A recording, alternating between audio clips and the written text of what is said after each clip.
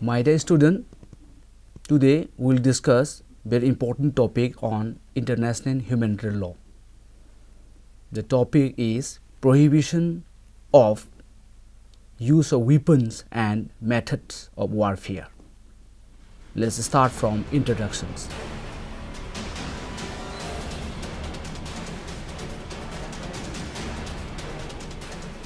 There is a common saying that in war and love, everything is fair. In this regard, we may ask certain questions. Is the law of any value on the battlefield, or was Cicero right when he skeptically said, quote, "Laws are silent amidst the clash of arms"? But everything is not fair in war. Laws are not silent amidst the clash of arms, and limits are prescribed by the rules of law, that is, law of war, or accurately, the law of conduct of war, or in a more polite way you can say international humanitarian law. Limits on the way war are waged have existed for centuries. That we understood from some of the epics like Ramayana, Mahabharata, Manu's writing, and China roll, that is the so-called Puya, ancient scriptures of Manipur, in Manipuri script, and the idea of cavalries. Effort by international community to introduce effective legal limit on the conduct of war began seriously in 19th century. International law relating to the limitation of warfare date back to the Hague Conventions of 1899 and 1907, the first codification of this area of law. For this reason, it is still called Hague Law. The general principles on limit on warfare are enshrined in the Hague Conventions of 1907 and the 1949 Geneva Conventions and their additional protocols of 1977. But there are other treaties covering specific issues, particularly in the field of weapons. In 2005, the International Committee on Red Cross published a major study on the extensive body of customary international humanitarian law prescribing use of weapons and its limit on warfare, which is binding on all states. Under international humanitarian law, the term means of warfare commonly relate to the regulation of weapons, and the term method of warfare cover a broad array of rules designates the way or manner in which weapons are used. The concept of method of warfare also comprises any specific tactical or strategic way of conducting hostilities that are not particularly related to weapons and that are intended to overwhelm and weaken the adversary.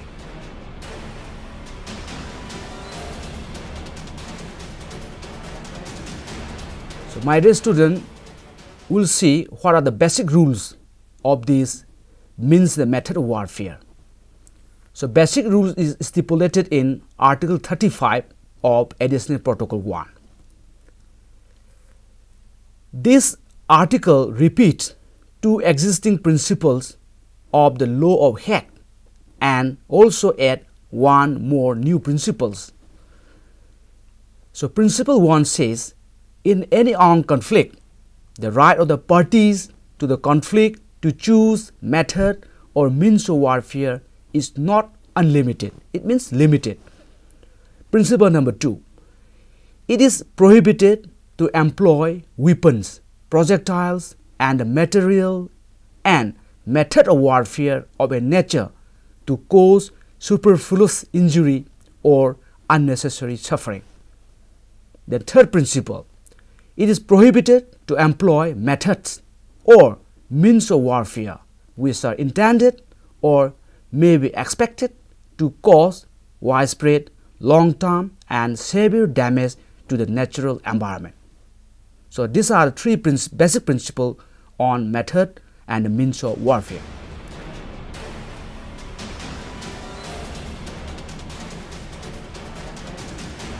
And next, let us see prohibited or restricted use of weapons under international humanitarian law.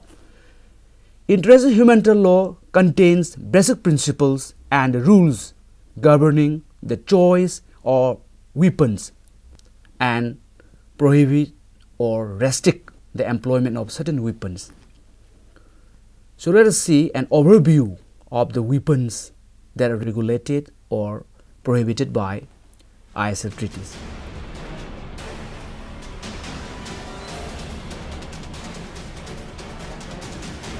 Explosive projectile weighing less than 400 grams are prohibited by Declaration of St. Petersburg, 1868. Explosive bullets, dum-dum bullets, are prohibited by Study on Customary International Humanitarian Law, Rules 78 and 77. Bullets that expand or flatten in human body are banned by Hague Declarations of 1899. Poison and the poison weapons are prohibited by Hague Regulations of 1907. Chemical weapons are regulated by Geneva Protocol of 1925 and Convention on Prohibition of Chemical Weapons 1993. Biological weapons are regulated by Geneva Protocols of 1925 and Convention on Prohibition of Biological Weapons 1972. Weapons that injure by fragments which in human body escape detection by X-ray, that is non-detectable fragments, are prohibited by Protocol 1 of 1980 to the Convention on Certain Conventional Weapons. Incendiary weapons are prohibited by Protocol 3 1980 to the Convention on Certain Conventional Weapons. Blinding laser weapons are prohibited by Protocol 4 1995 to the Convention on Certain Conventional Weapons.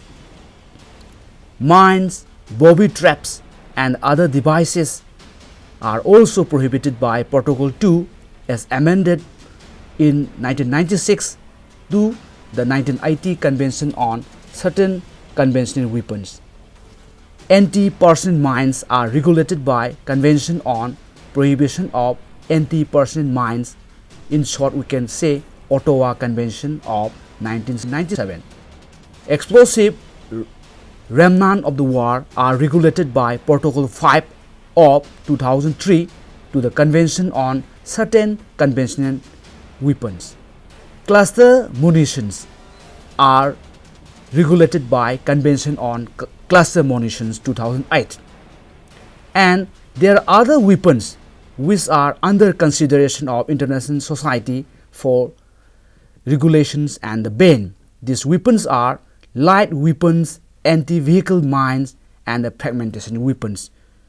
Till that, there is no such banning of such weapons, but these are under consideration by international community.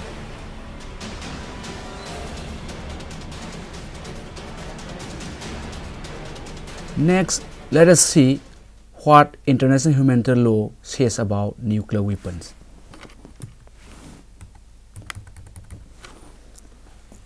Neither the Geneva Conventions nor additional protocols make direct reference to the legality of nuclear weapons in armed conflict.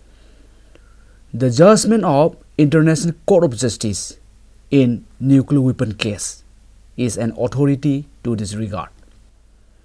The International Court of Justice concluded that a threat or use of nuclear weapons should be compatible with requirement of the international law, particularly law applicable in armed conflicts, those of principles and rules of international humanitarian law. as well as with specific obligations under treaties and other undertaking which expressly deals with nuclear weapons. However, in the view of the current state of international law and of the elements of fact at the disposals before the court, the court cannot conclude definitively whether the threat or use of nuclear weapons would be lawful or unlawful in the extreme circumstance of self-defense, in which the very survival of the state would be at stake.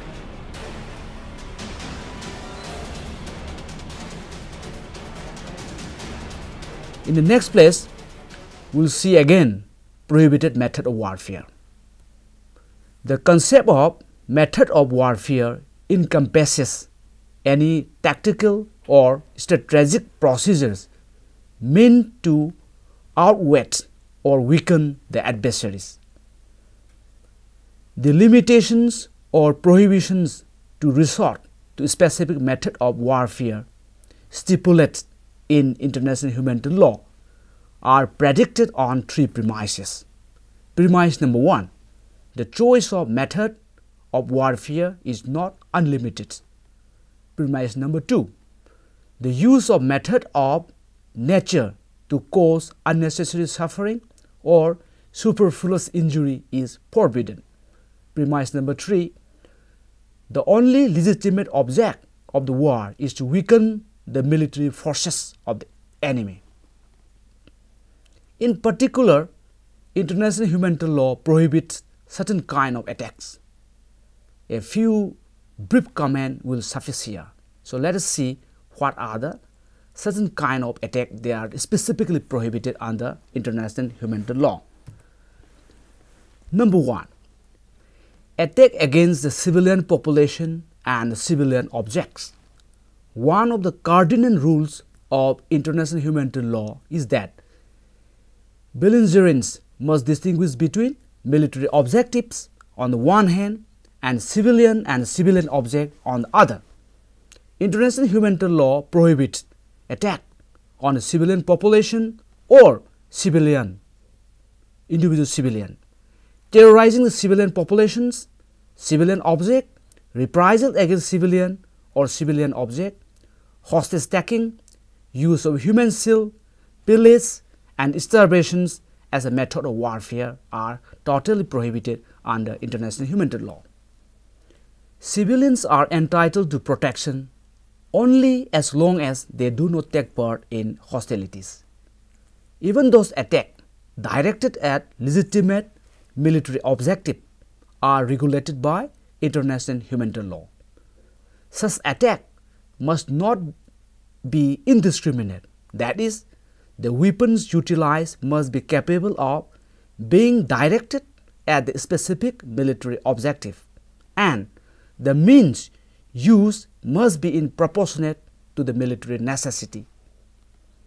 The principle of proportionality prohibits attacks even when directed at military objective, if they may be expected to cause incidental loss of civilian life, injury to civilian, damage to civilian object, or a combination thereof, which would be excessive in relation to the concrete and direct military advantage anticipated. Perfidy. Unlike ruses of war, which are lawful, perfidy is outlawed in international humanitarian law. Perfidy means act inviting the confidence of an adversary to lead him to believe that he is entitled to or is obliged to accord protections under rules of international law applicable in armed conflict, with intent to betray that confidence.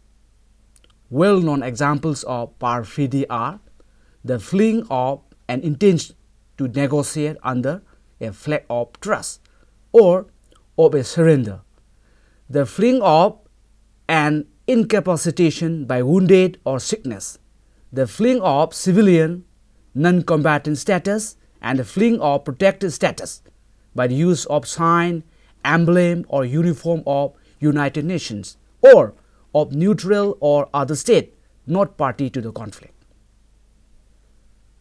Third, giving or ordering no quarters.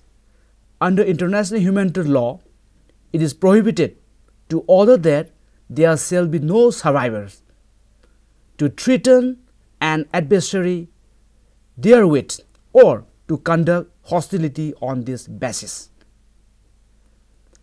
Most cases of perfidy and denial of quarter are grave breaks of international humanitarian law, and hence they are war crimes. Number 4, improper use of emblem, flags and uniforms. Under international humanitarian law, improper use of protective emblem, that is the Red Cross or Red Crescents or Red Crystals of the flag of truce, being a white flag indicating readiness to negotiate, and of the emblem of United Nations, the flags or military emblem, insignia or uniforms of neutral or other state which are not party to conflict. Number 5, prohibition of attack against occupants of an aircraft in distress. I shall provide that no persons parachuting from such an aircraft which is in distress shall be made the object of an attack during his descent. It says that in event of his reaching the ground in the territory controlled by the adverse party, he shall be given an opportunity to surrender before being made the object of attack, unless it is apparent that he is engaging in a hostile act. But airborne troops are not protected by these very articles.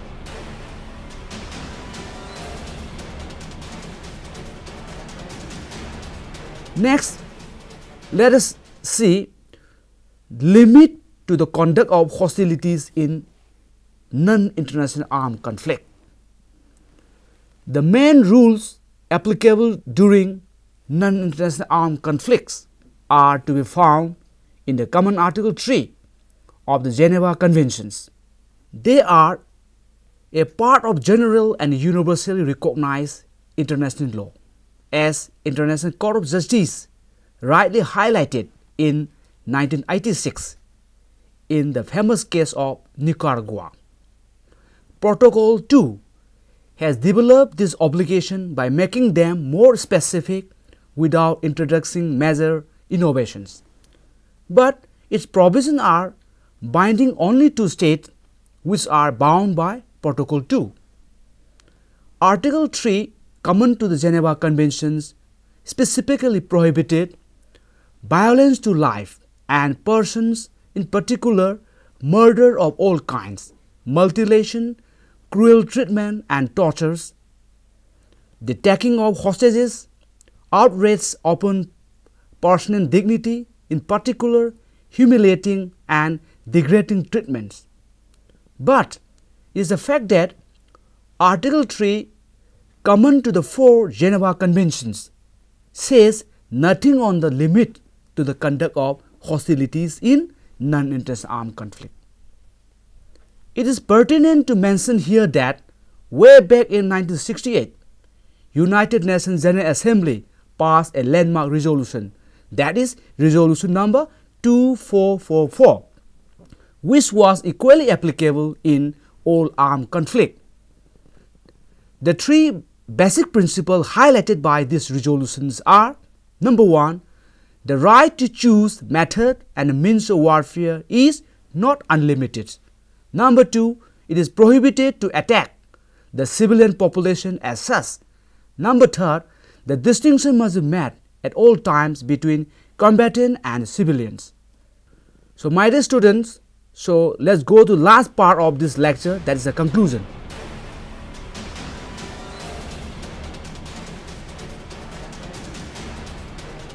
The basic concept for limitation on warfare has already been in the right from the Declaration of St. Petersburg in 1868, and that declaration is still valid.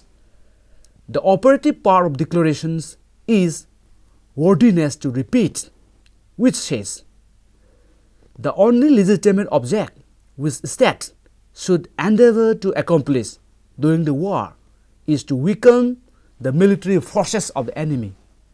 For the purpose of this, it is sufficient to disable the greatest possible number of men. That this object would be exceeded by the employment of arms which uselessly aggravate the sufferings of the disabled man or render their inevitable. That the employment of such arms would therefore be contrary to law of humanity. It is also worthwhile to recall famous Martin clause, which provide that in cases not covered by treaty provisions, civilians and the combatants remain under the protections and authority of principle of international law, derived from established customs, from the principle of humanity, and from the dictate of public conscience. My dear student, from this module, it follows that Hague Law and the Law of Geneva have been merged in Additional Protocol 1. Protocol 1 is at present binding on the majority of states, but not on all of them. But most of the provision of limits on waging war are considered as customary international humanitarian law, and so all parties to conflict are bound by these rules with certain exceptions. So I thank you all my students for your cooperation and the patient hearing. Thank you.